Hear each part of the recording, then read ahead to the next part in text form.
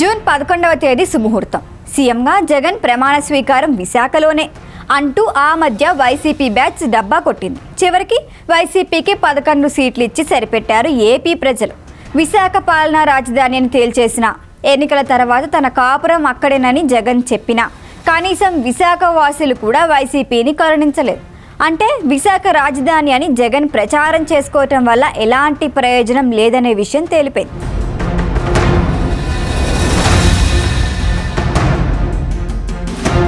అధికారంలో ఉండగా జగన్ విశాఖ జపం చేశారు. ఇప్పుడు అధికారం పోయింది.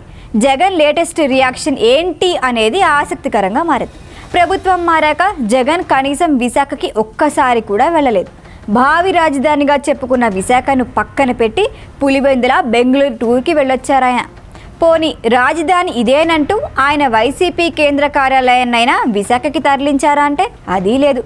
సో జగన్ ఇక విశాఖ మీద ఆశలు వదిలేసుకున్నట్లే. తాజాగా కేంద్ర బడ్జెట్లో ఏపీ రాజధాని అమరావతి ప్రస్తావన వచ్చింది. ఏపీ ఏర్పడి 10 ఏళ్లు అయినా రాజధాని లేదని సింపతి చూపించారు కేంద్ర ఆర్థిక మంత్రి నిర్మలా సీతారామన్.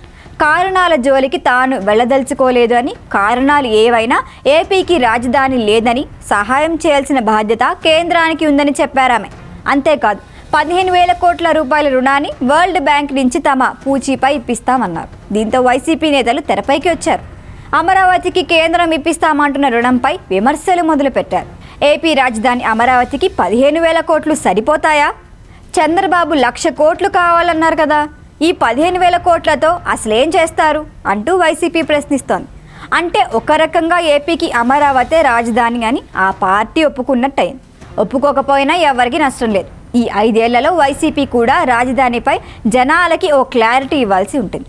2029 ఎన్నికల్లో తాము అధికారంలోకి వస్తే మళ్ళీ 3 రాజధానులు చేస్తారా లేక అమరావతినే కొనసాగిస్తారా అనే ప్రశ్నకు జగన్ ఆన్సర్ చెప్పక తప్పదు. చెప్పను బ్రదర్ అంటే రాజకీయాల్లో కుదరదు కాబట్టి జగన్ ఏదో ఒక స్టాండ్ తీసుకోవాల్సిందే. అమరావతి రాజధాని కావటం జగన్కి సుతారాము ఇష్టం లేదు. పోనీ అమరావతి బదులు తాను చెబుతున్న విశాఖని మరింత అభివృద్ధి చేశారా అంటే అదీ లేదు. కేవలం రిషికొండను గుండు గీసి తమాషా చూశారు. రిషికొండలో కట్టిన భవనాలని చూపించి రాజధాని ఇదే అంటున్నారు. జనం మరి అంత అమాయకుల? చంద్రబాబు వస్తే కనీసం అమరావతి అయినా బాగుపడుతుంది. జగన్ మళ్ళీ వస్తే అమరావతి, విశాఖ, కర్నూలు ఈ 3 ఏది బాగుపడదని డిసైడ్ అయ్యారు. అందుకే అలాంటి ఫలితాలు వచ్చాయి. చంద్రబాబు అధికారంలోకి వచ్చారు కాబట్టి ఏపీ రాజధాని అమరావతేనని కేంద్రం కూడా ఫిక్స్ అయింది.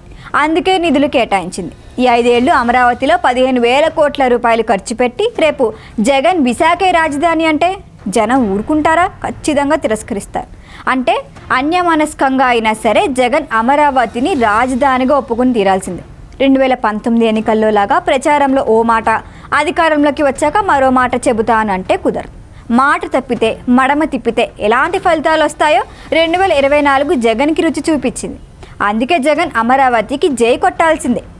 ఒకవేళ విశాఖనే నా రాజధాని అని జగన్ అంటే అక్కడికి వెళ్ళి రాజకీయాలు చేసుకోవాలని చెబుతారు టీడీపీ నేతలు. అమరావతి రావాల్సిన అవసరం నీకేంటి అని ప్రశ్నిస్తారు. జగన్ కూడా విశాఖకు గట్టిగా ఫిక్స్ అయితే గనక ఆయన అక్కడికి వెళ్ళటమే మంచిది. నా మాట ఇదే, నా రాజధాని ఇదే అని జగన్ ప్రజలకు గట్టి సందేశం పంపించినట్టు అవుతుంది. అయితే దానివల్ల ఆయన మరింత చెడ్డ పేరు మూటగట్టుకోవాల్సి వస్తుంది. అమరావతికి మరింత శత్రువుగా ఆయన మారే అవకాశం ఉంది.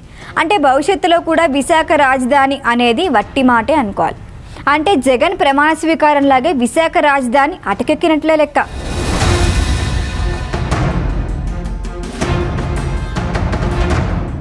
ఈ వీడియో కనుక మీకు నచ్చినట్టయితే లైక్ చేయండి, షేర్ చేయండి, సబ్స్క్రైబ్ చేయండి. అలాగే పక్కనే ఉన్న బెల్ ఐకాన్ని క్లిక్ చేయండి.